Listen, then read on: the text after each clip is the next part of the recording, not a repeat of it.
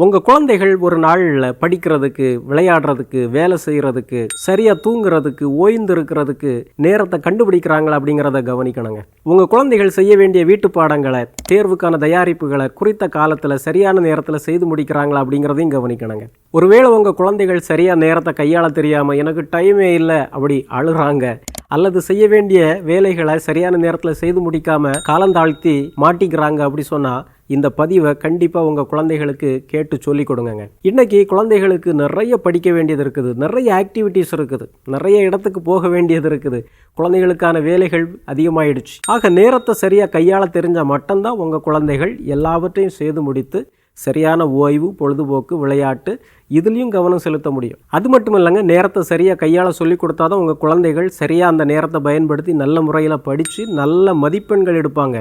அவங்களுடைய வாழ்வு ஒரு ஒழுக்கம் மிக்கதா, ஒரு ஆர்கனைஸ்டான ஒரு வாழ்வாக இருக்கும். அல்லது ஏனோ தானோன்னு அவங்களுடைய வாழ்க்கை ஒரு சுக்கான் இல்லாத படகு போல் பயணம் செய்ய ஆரம்பிச்சிடும். விரும்பிய திசையெல்லாம் போக ஆரம்பிச்சிடும். கடைசியில் என்ன செய்கிறாங்கன்னு அவங்களுக்கே தெரியாமல் போயிடும். ஒரு நாள் முழுவதும் முக்கியமில்லாத செயல்களையா இழுத்து போட்டு செய்துக்கிட்டு முக்கியமாக செய்ய வேண்டிய வேலைகளை கோட்டை விட்டுருவாங்க. சின்ன வயசுலேயே நேரத்துக்கு சரியாக பொறுப்பெடுத்து நேரத்துக்கு கணக்கு கொடுக்க அவங்க பழகினாதான் பெரியவங்களான பிறகு அவங்க சரியான நேரத்தில் வேலைகளை முடித்து ஒரு அக்கௌண்டபிளான, ஒரு ரெஸ்பான்சிபிளான ஒரு மனிதர்களாக சமூகத்தில் இருப்பாங்க. அல்லது இந்த வயசில் வீட்டு பாடங்களை சரியான நேரத்தில் முடிக்க முடியாமல் டீச்சர்கிட்ட போய் அவமானப்பட்டுக்கிட்டு நிற்கிற இவங்க வருங்காலத்திலையும் இதே போல் வேலை இடத்துல மற்றவங்கள்ட்ட கை கட்டி அவமானப்பட்டு நிற்க வேண்டிய சூழல் வந்துடும். நீங்கள் மட்டும் குழந்தைகளுக்கு நேரத்தை எப்படி சரியாக கையாளுறதுன்னு சொல்லி கொடுத்துட்டிங்கன்னா செய்ய வேண்டிய முக்கியமான வேலைகளை நேரம் ஒதுக்கி அருமையாக திட்டமிட்டு செய்து முடிச்சுக்கிட்டு அவங்க சரியான நேரத்துக்கு தூங்க போகிறதுக்கும், சரியாக விளையாடுறதுக்கும், சாப்பிட்றதுக்கும் எல்லா நேரத்தையும் அவங்களால கண்டுபிடிக்க முடியும். அதை அவங்களுக்கு, குழந்தைகளுக்கு கற்றுக் கொடுக்க வேண்டியது பெற்றோர் நம்முடைய ஒரு முக்கியமான கடமைங்க. நேரத்தை கையாளுறது எப்படி அப்படிங்கிறதுக்கு நிறைய திட்டங்கள் இருக்குது. இன்றைக்கி நிறைய அலுவலகங்களில், பெரிய பெரிய கம்பெனிகளில் ஊழியர்களுக்கு கால மேலாண்மை பயிற்சி தொடர்ந்து கொடுத்துக்கிட்டே இருக்காங்கங்க. அப்போ தான் அவங்களுடைய அந்த உழைப்பை மேம்படுத்த முடியுது, அவங்களுடைய ரிசல்ட் அடைய முடியுது.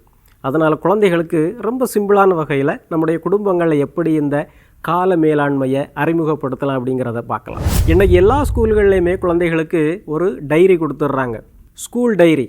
அந்த டைரி வீட்டு பாடம் குறித்து கொடுக்கறதுக்கும் அல்லது குழந்தைகளுடைய தேர்வு மதிப்பெண்களை எழுதுறதுக்கான ஒரு புத்தகமாக மட்டும் பார்க்காம அந்த குழந்தைகளுக்கு அந்த ஸ்கூல் டைரியை எப்படி பயனுள்ள விதத்தில் பயன்படுத்துறது அப்படிங்கிறத சொல்லிக் கொடுங்க. அந்த ஸ்கூல் டைரியில் ஒரு மாதத்துக்கான பக்கத்தை எடுத்து அந்த மாதத்தில் எந்த நாள்லாம் முதல்ல விடுமுறை, எந்த நாள் தேர்வு வருது, எந்த நாள்லாம் ஸ்கூலில் எக்ஸ்ட்ரா கரிக்குலர் ஆக்டிவிட்டீஸ் இருக்குது, நீச்சல் இந்த நாள், கராத்தே இந்த நாள் அப்படிங்கிறத குறிக்கிறதுக்கு சொல்லிக் கொடுங்க. அந்த பக்கம் ரொம்ப சின்னதாக இருந்தால் நீங்களாகவே ஒரு பிரிண்ட் போட்டு ஒரு மாதத்துக்கான ஒரு கேலண்டரை அந்த குழந்தைகள் கையில் கொடுக்கலாம். கொஞ்சம் குழந்தைகள் பழக ஆரம்பிச்சிட்டாங்கன்னா ஒரு நாளுக்கான டைம் டேபிள் ரெடி பண்ணி கொடுங்க. ஸ்கூலுக்கு போகிற நாளுக்கான டைம் டேபிள், லீவு நாளுக்கான டைம் டேபிள். ஸ்கூலுக்கு போகிற நாள் எத்தனை மணிக்கு எழும்பணும், எப்போ ரெடி ஆகணும், எப்போ படிக்கணும், எப்போ ஸ்கூலுக்கு கிளம்பணும், ஸ்கூல்லேருந்து ரிட்டர்ன் வந்த பிறகு எவ்வளவு நேரம் விளையாடணும், எவ்வளவு நேரம் படிக்கணும், எப்போ சாப்பிடணும், எப்போ தூங்கணும், எப்போ டிவி பார்க்கணும், எல்லாத்தையும் குறித்து கொடுத்தீங்கன்னா குழந்தைகள் கொஞ்சம் கொஞ்சமாக பழகி அவங்களாகவே தங்களது வாழ்க்கையை முன்னெடுத்துக்கிட்டு போக நீங்கள் சொல்லணும்னு எதிர்பார்க்க மாட்டாங்க. அதை செய் இதை செய்யு நீங்கள் கட்டளை போடவே வேண்டாம். குழந்தைகளாகவே தங்களுடைய வாழ்க்கையை ஆர்கனைஸ் பண்ணி முன்னெடுத்துட்டு போக வசதியாக போயிடும். குறிப்பாக அவங்களுடைய மந்த்லி கேலண்டரில் நீங்கள் முக்கியமாக எப்போ ஹோம்ஒர்க் கொடுக்குறாங்க, எந்த நாள் நீங்கள் சப்மிட் பண்ணணும், டெட்லைன் என்னைக்கு அப்படிங்கிறதெல்லாம் குறித்து வைக்க சொல்லுங்கள். அந்த டெட்லைனை குறிக்கும் போது கூட 25ஆம் தேதி உங்களுக்கு ஒரு அசைன்மெண்ட்டை சப்மிட் பண்ணணும் அப்படி சொன்னால் 23ஆம் தேதி நீ உன்னுடைய டைரியில் குறித்து வை. கடைசி நேர பதட்டத்தை தவிர்க்கலாம், 23ஆம் தேதி நீ முடிச்சு ஆகணும் அப்படிங்கிற மாதிரிலாம் வழிகாட்டுதல் சொல்லி கொடுத்தீங்கன்னா குழந்தைகளுடைய வாழ்வு பதட்டம் இல்லாமல், கடைசி நேரம் பரபரப்பு இல்லாமல் கடந்து போகுங்க. ஒவ்வொரு நாளும் செய்ய வேண்டிய முக்கியமான செயல்களை குறித்து வைக்கிறதுக்கும் பழக்கி கொடுங்க. டு டூ லிஸ்ட்டுன்னு சொல்லுவாங்க. இந்த நாளில் நான் செய்ய வேண்டிய முக்கியமான கடமைகள் இது, அதை இந்த நேரத்தில் செய்வேன் அப்படி சொல்லி அந்த செயலையும் அந்த நேரத்தையும் குறிக்க பழகிட்டாங்கன்னு சொன்னால் குழந்தைகள் மிகப்பெரிய அச்சீவராக மாறிடுவாங்க. ரெண்டாவது, குடும்பத்திலேயுமே நீங்கள் ஒரு கேலண்டர் பயன்படுத்துகிற பழக்கத்தை ஏற்படுத்தணும். ஏன்னா குழந்தைகளுக்கு நாம் தான் முன்மாதிரி காட்டணும். குடும்பத்தில் நம்ம வழக்கமாக வீட்டில் போடுற ஒரு கேலண்டர்லேயே அந்த மாதத்தில் அந்த குடும்பமாக நீங்கள் செய்ய வேண்டிய முக்கியமான வேலைகளை குறித்து வைக்கலாம்.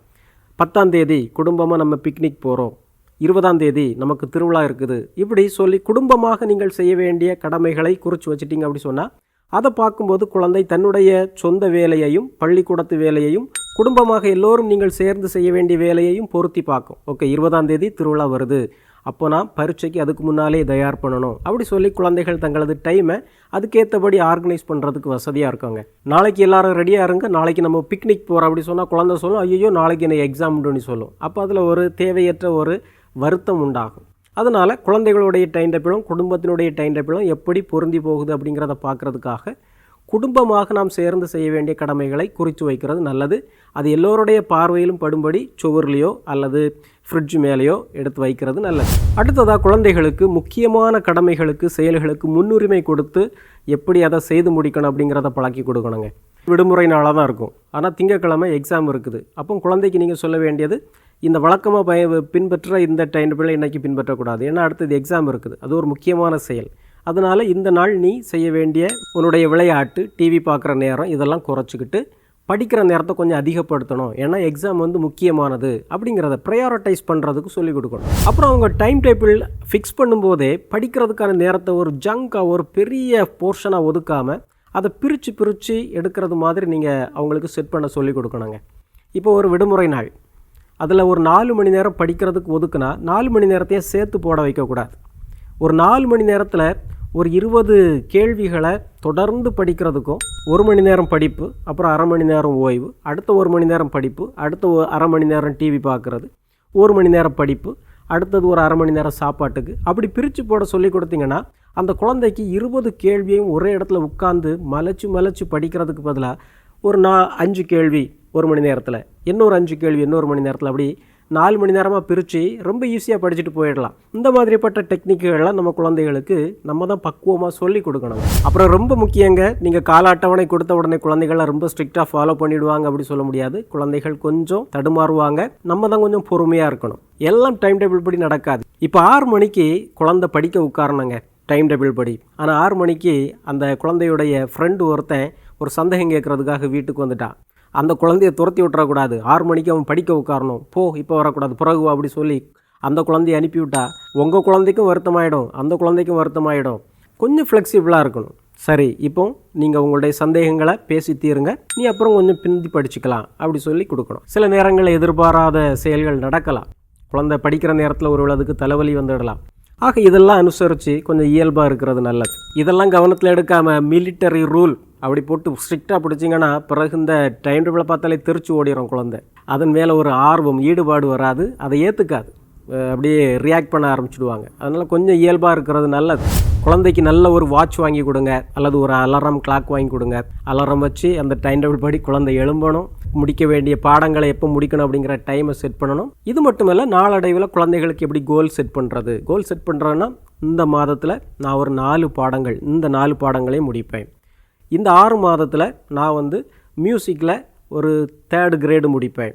அப்படி ஒரு கோல் செட் பண்ணுறதையும் குழந்தைகளுக்கு பழக்கப்படுத்தி கொடுத்தீங்கன்னா அவங்க இயல்பாக அதை உள்வாங்கி கொஞ்சம் வளர்ந்த பிறகு தன்னிச்சையாகவே அவங்களுடைய கடமைகளை எடுத்து செய்யவும், அவங்க வாழ்க்கைக்கான கோலை செட் பண்ணி அதை நோக்கி பயணம் செய்கிறதுக்கும் ரொம்ப வசதியாக இருக்காங்க. இந்த வீடியோ உங்களுக்கு பயனுள்ளதாக இருந்திருக்கும்னு நினைக்கிறேன். உங்கள் குழந்தைகளுக்கு இதை அக்கறையாக சொல்லிக் கொடுங்க. இன்னும் ஒரு நல்ல வீடியோவிலே உங்களை விரைவில் சந்திக்கிறேன். நன்றி.